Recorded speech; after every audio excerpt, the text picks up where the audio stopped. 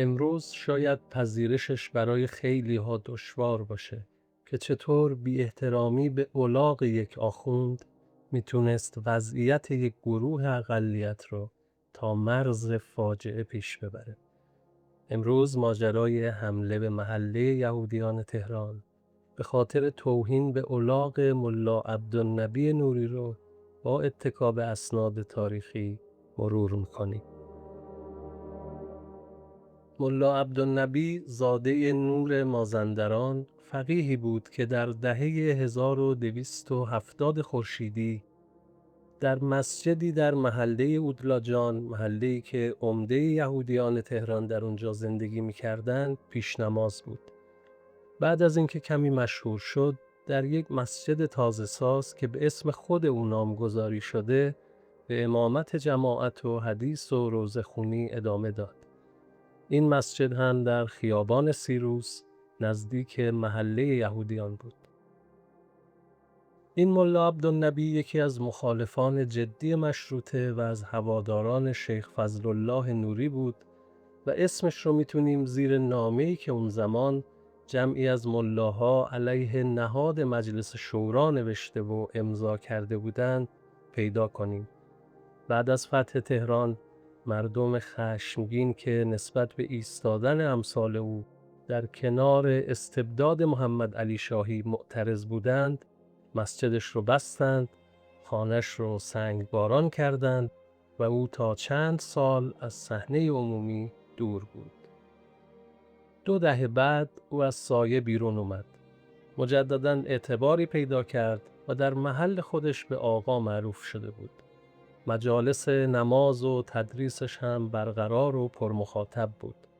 صبح برای تدریس به مدرسه میرزا محمود در پامنار میرفت و نزدیک ظهر نوکرش الاغ آقا رو به مدرسه میبرد تا ملا سوار بر الاغ به مسجد محل نمازش برسه.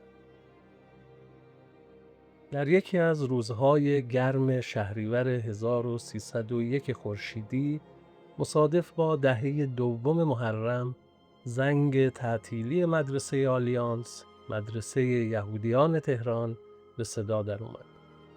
دانش آموزا در صفهای منظم آماده شدند تا به خونه هاشون برگردند.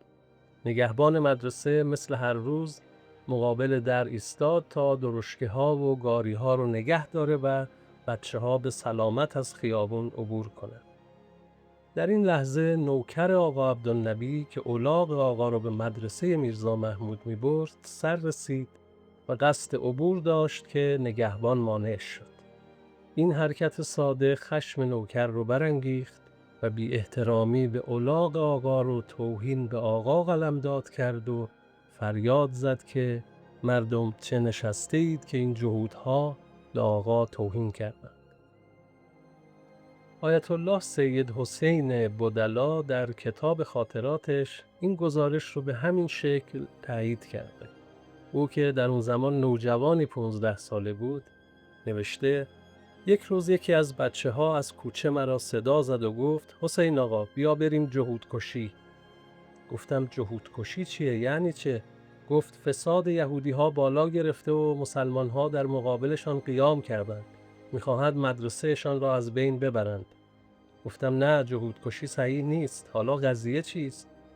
گفت قضیه از این قرار است که الاغ و نوکر آقای حاج شیخ عبدالنبی نوری از داخل صف بچه های یهودی عبور کرده، مبصر صف میزند توی سر الاغ آقا و مسلمان هایی که این طرف و آن طرف ایستاده بودند این جریان را مشاهده کرده و با ناراحتی تمام خبر را در کوچه و بازار پخش میکنند و تمام بازار تعطیل می شود که چرا به الاغ آقا توهین شده، آن هم به دست یک بچه یهودی.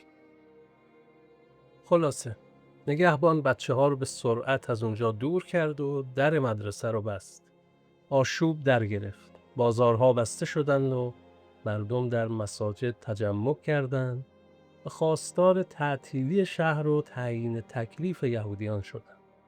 جمعی از اوباش با چوب و چماق به محله ریختن و هر یهودی که می‌دیدن کتک می‌زدند و چند خانه رو هم تاراج کردند. فردای اون روز خبر در سراسر شهر پیچید. یهودی‌ها با وحشت در خونه‌هاشون پنهان شدن و کاری جز محکم کردن قفل و بست خونه نمیتونستن انجام بدن. شب در مساجد اعلام شد که فردا همه دسته‌های عزاداری محرم به طرف محله یهودیان حرکت خواهند کرد تا پاسخی شایسته به توهین اونها به شأن و جایگاه یک عالم دینی بدن. جمعی از بزرگان یهود آخر شب خودشون رو به سفارت آمریکا رسوندند و از سفیر خواستند تا در این ماجرا مداخله کنه. 6 ماه قبل از این واقعه ایالات متحده برای اولین بار در تاریخش یک حاخام یهودی رو به مقام سفارت رسوند. او جوزف ساول کورنفلد بود که به ایران اعزام شد. کورنفلد که در این ماه‌ها با یهودیان تهران ارتباطی پیدا کرده بود و در جریان وضعیت اجتماعی اونها قرار گرفته بود، متوجه شد که این ماجرا میتونه به یه فاجعه ختم بشه.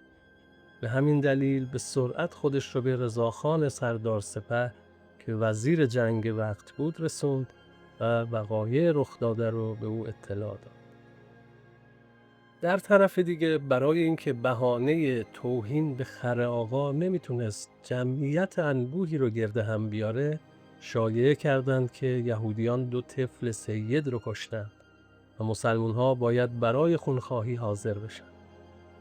فردای اون روز دسته‌های سیاه‌پوش از اطراف در حال نزدیک شدن به محله بودند که با فوجی از سوار نظام‌هایی مواجه شدند که وزیر جنگ برای محافظت از محله اعزام کرده بود. بعد از کمی مقاومت و تهدید، دسته‌ها متفرق شدند و قائله خاتمه پیدا کرد. اگرچه تا مدتی آثار و تبعاتش ادامه داشت. چند روز بعد قوام السلطنه نخست وزیر وقت در پاسخ به سوال یکی از نمایندگان اطمینان داد که اقدامات لازم برای حفظ امنیت ساکنان محله انجام شده و اوباش هم به زودی تنبیه خواهند شد. سلیمان بهبودی در خاطراتش به زخمی شدن یهودی‌ها و غارت خانه‌ها در این ماجرا اشاره کرده و نوشته که نیروهای نظامی وارد محله شدند و آشوبگرها را دستگیر کردند. وبسایت ویکیفقه دانشنامه حوزوی در مقاله‌ای که به معرفی ملا عبدالنبی نوری اختصاص داره این رخداد رو قیام مردم علیه یهودیان نام داده و نوشته که از شیوه‌های تبلیغاتی یهودیان این بود که وقتی دانش آموزان از کلاس‌های درس مرخص می‌شدند، آنها را به شکلی آراسته و منظم و در حالی که لباس‌های زیبا و سر و وضع مرتب داشتند، از بازار عبور می‌دادند و معلمان در طرفین صفوف شاگردان می‌ایستادند و حالاتی به وجود می‌آوردند که رهگذران مجذوب شوند تا رغبت پیدا کنند بچه‌های خود را به مدرسه یهودیان بفرستند. از سوی دیگر در مدرسه مزبور مفاسد اخلاقی و ابتذال شایع و رایج بود.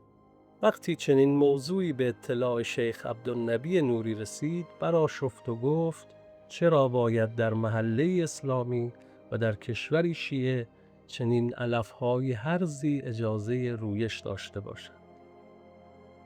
درباره علل وقوع این رخداد هم بعدها گمانه‌هایی مثل تحریک انگلیسی‌ها و مثل این مطرح شده. اما واقعیت این بود که چنین رخدادهایی در دوران قاجار از دوره فتحعلی شاه در ایران سابقه داشت، هم در تهران و هم در شهرهای دیگه. و در مرکز اون هم ملاهایی بودند که میتونستند به راحتی عامه رو علیه یهودی‌ها تحریک کنند. و اتفاقاً به قول حبیب لوی هر آخوندی که دوست داشت سری بین سرها در بیاره در قدم اول سراغ هجمه علیه یهودی‌ها میرفت. در حال این رخداد تاریخی نشون داد که با وجود پیروزی انقلاب مشروطه و فراگیری اصول برابری خواهانه اون، تعصب و نفرت و بیزاری از دیگری همچنان در بستر جامعه ریشه داشت.